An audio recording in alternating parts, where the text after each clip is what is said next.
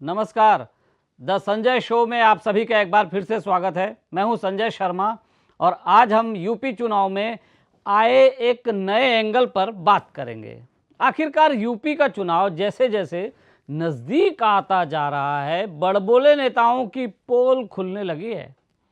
कल तक बीजेपी छोड़कर अखिलेश यादव की समाजवादी पार्टी में गए स्वामी प्रसाद मौर्य बड़े बड़े दावे कर रहे थे। समाजवादियों को जीत दिलाने और बीजेपी को सफाई की धमकी दे रहे थे, लेकिन समय का पहिया ऐसा घूमा कि चुनौती देते फिर रहे स्वामी प्रसाद मौर्य अपनी ही सीट से अब भागे भागे फिर रहे हैं। बीजेपी से हारने के डर से उन्होंने अपनी सीट बदल ली और अब ज़्यादा सुरक्षित मानी जा रही सीट पर पहुंच गए हैं। इधर हार के डर से अखिलेश और उनके चाचा ने भी कांग्रेस से मदद ले ली है।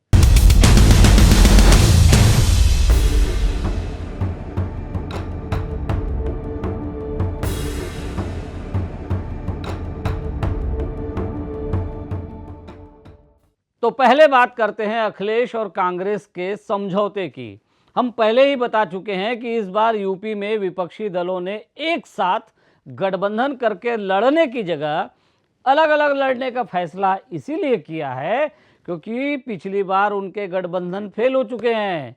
जनता ने इनको पसंद नहीं किया, इसलिए अब ये सब अलग अलग लड़ रहे हैं और सरकार बनाने की अगर कोई संभावना बनी तो ये सब एक साथ आ जाएंगे।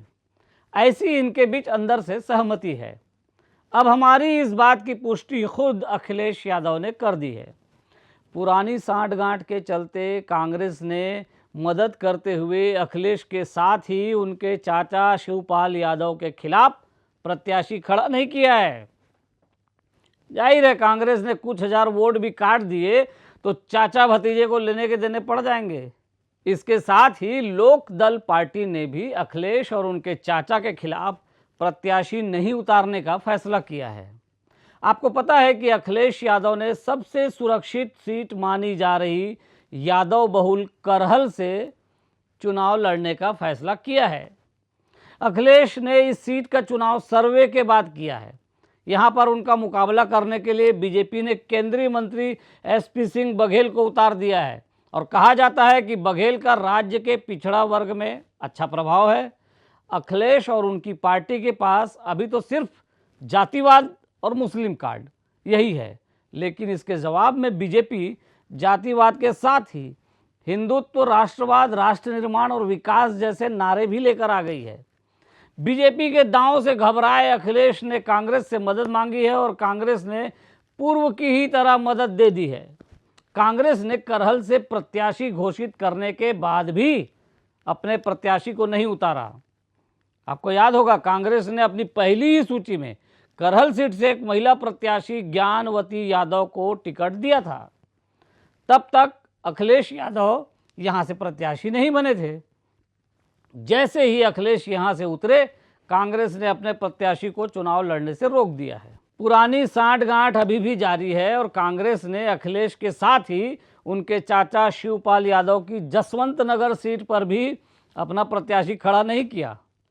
यानी चाचा भतीजा दोनों को एक तरह से वॉक ओवर दे दिया है।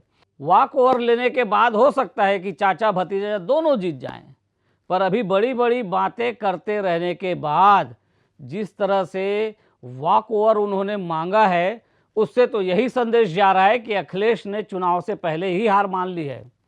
आप जानते ही हैं मुलायम परिवार और कांग्रेस के बीच पहले से ही सांठगांठ रही है। अपने अपने परिवार के सदस्यों को हार से बचाने के लिए दोनों दल ऐसी सहायता एक दूसरे को करते हैं। समाजवादी पार्टी सोनिया गांधी और राहुल गांधी के खिलाफ रायबरेली और अमेठी संसदीय सीट पर अपना उम्मीदवार नहीं उतारती है। समाजवादियों ने ये काम 2009 के लोकसभा चुनाव से शुरू किया था। इस बार चाचा भतीजे के वॉक ओवर वाले दांव ने बाकी समाजवादी प्रत्याशियों के बीच असंतोष को भी जन्म दिया है, क्योंकि उन्हें कांग्रेस से जूझना होगा।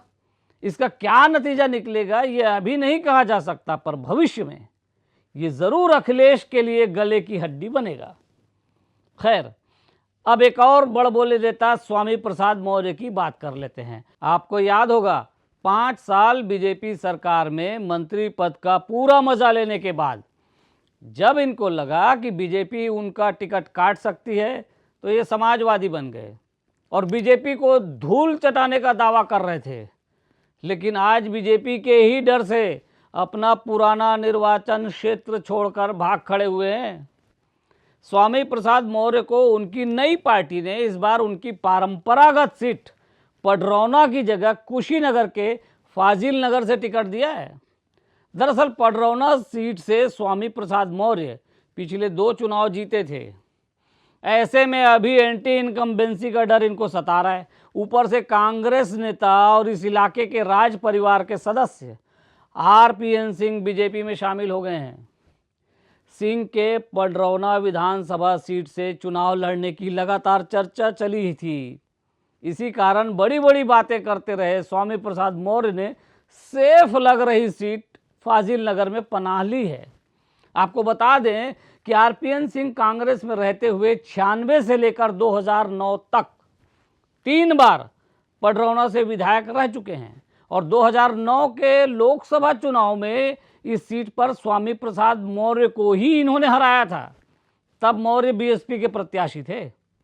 बहरहाल इन बड़े बड़े दावे करने वाले नेताओं की सेफ सीट की तलाश ने ये तो साफ कर दिया है कि शुरू में समाजवादियों के लिए कुछ आसान दिख रहा यूपी चुनाव अब उतना आसान नहीं रह गया है।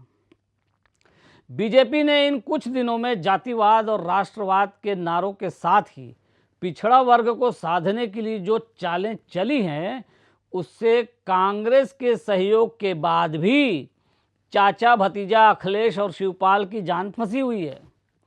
स्वामी प्रसाद का सीट छोड़कर भाग जाना भी बता रहा है कि उनके दावे में कितना दम था। खैर, अब आपको ये भी बता दें कि स्वामी प्रसाद मौर्य के लिए फाजिल नगर से चुनाव लड़ना भी आसान नहीं होगा, क्योंकि 2 बार यहां से बीजेपी का दबदबा रहा है।